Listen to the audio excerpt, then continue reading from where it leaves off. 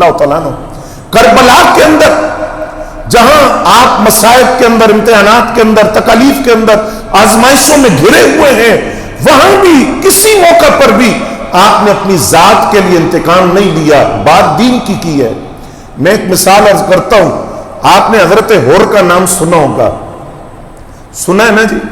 اور آپ حضرت حور کی داستان کو شاید تفصیل سے نہ جانتے ہوں، اتنی بات تو ہم جانتے ہیں کہ وہ یزیدی صفوں سے نکلے، لشکر حسینی میں آئے اور امام علی مقام نے ان کو قبول کیا، لیکن اس کے پیچھے جو پورا فلسفہ ہے ذرا اس کو دیکھیے کہ مورخین نے لکھا کیا ہے۔ ذی حشم کا مقام تھا کوفہ جاتے ہوئے، یہاں سب سے پہلے امام علی مقام کے قافلے کو روکا گیا، اس سے پہلے یزید کا کوئی لشکر آپ کے سامنے نہیں آیا، پہلا لشکر ذی حشم کے مقام پر وہ حضرت حور کی قیادت میں یزید کے سپاہی تھے جنہوں نے روکا، اور روک کر وجہ پوچھی کہ آپ کدھر جا رہے ہیں؟ فرمایا کوفہ۔ کیوں؟ فرمایا کوفے والوں نے خطوط لکھے ہمیں آ کر دین سکھائیں، میں ان کے خطوط کی بنیاد پر جا رہا ہوں، اور اگر میں نہیں جاتا تو میں کل اللہ تعالیٰ کو کیا عذر پیش کروں گا کہ دین کا حلیہ بگڑتا رہا اور میں آرام سے بیٹھا رہا، لہٰذا میں جاؤں گا۔ کوفے والوں کے خطوط ہے اور میرے نام ہے تو میری نسبتوں کا تقاضا ہے کہ میں کوفہ جاؤں۔ حضرت حر نے کہا میں خطوط کے بارے میں تو نہیں جانتا، لیکن مجھے اتنا حکم دیا گیا ہے کہ میں آپ کا راستہ روکوں گا، اس سے آگے میں آپ کو نہیں جانے دوں گا۔ اب وہ قافلہ راستہ بدلتا ہے، حضرت حر ساتھ ساتھ چل رہے ہیں، یہ جو ادب تھا نا اہل بیت اطہار کا، اس نے نجات دے دی حضرت حر کو۔ کیسا ادب تھا کہ نماز کا وقت ہوا،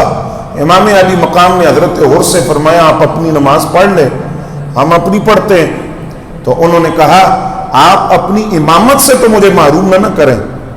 میں آیا یزید کے طرف سے ہوں، لیکن مجھے پتہ ہے نماز میری آپ کے پیچھے ہی ہوگی، نماز میں آپ کے پیچھے پڑھوں گا، آپ کی امامت میں پڑھوں گا۔ اور جس وقت قافلہ روکا حضرت حر نے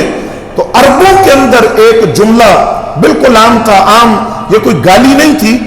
لوگ بولتے تھے یہ جملہ، عام تھا یہ جملہ۔ تو امام علی مقام نے بھی حضرت حر سے یہ جملہ کہا کہ تجھے تیری ماں روئے، تو حضرت حر نے جواباً کیا کہا، آئے یزید کی طرف سے، جواباً کہا کہ نواس رسول آپ میری ماں کے لیے یہ لفظ بول سکتے ہیں، میں آپ کی ماں کے لیے یہ لفظ نہیں بول سکتا، کیونکہ میں جانتا ہوں آپ کی والدہ کون ہے، وہ رسول اللہ صلی اللہ علیہ وسلم کے جگر کا ٹکڑا ہے، نبی علیہ السلام کی صاحبزادی ہے، میں ان کو ایک ایسا لفظ بھی نہیں بول سکتا۔ یہ وہ اہل بیت کے ادب کا زبان سے نکلا ہوا ایک جملہ تھا جس نے ان کی نجات کا سامان پیدا کر دیا۔ این 10 محرم کی صبح جب ابن سعد بالکل تیاری کر رہے لشکر پر حملے کی تو حضرت حر رضی اللہ تعالیٰ عنہ بڑی تیزی سے نکلے، ابن سعد کے پاس آئے تو فرمایا کہ تم پر اللہ کی مار ہو، مجھے نہیں پتا کہ تم نواس رسول کو قتل کرنے کے لیے آئے ہو، اور بات یہاں تک پہنچے گی ورنہ میں کبھی تمہارے ساتھ نہ آتا، میں نہیں جانتا تھا کہ تم نواس رسول پر یہ ظلم کرو گے۔ آپ حضرت حر پریشان ہیں، کسی نے پوچھا کہ آپ کیوں پریشان ہیں، آپ تو بڑے بہادر ہیں،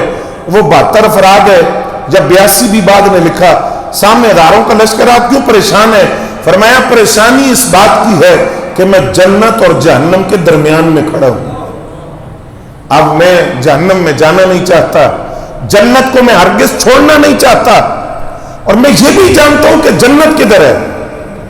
جنت کس طرف ہے میں یہ بھی جانتا ہوں۔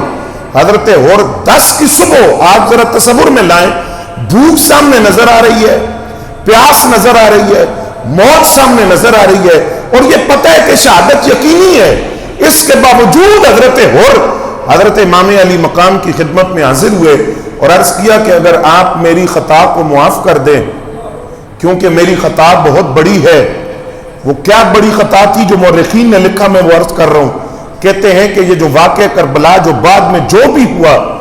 یہ سارا حضرت حر کے راستہ روکنے کی وجہ سے ہوا تھا۔ اگر وہ راستہ نہ روکتے، تقدیر الہی تو تھی، ہونا تھا یہ واقعہ، لیکن بظاہر اسباب کے اندر کہ اگر حضرت حر وہ راستہ نہ روکتے تو یہ بعد والے مسائل نہ ہوتے۔ تو حضرت حر نے خود اعتراف کیا کہ میرا معاملہ بہت بڑا ہے، میں نے سب سے پہلے آپ کا راستہ روکا،